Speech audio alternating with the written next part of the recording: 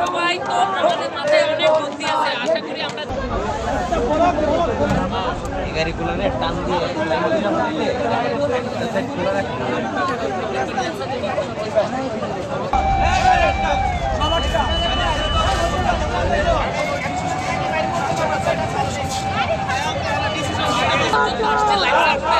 এটা জানার পরে এখানে আমার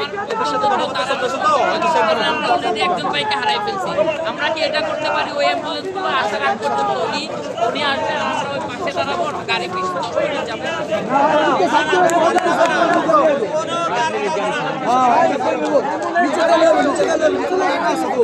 তাহলে আমরা এক পাশে দাঁড়াই, এক লাইন থেকে ছাড়ি।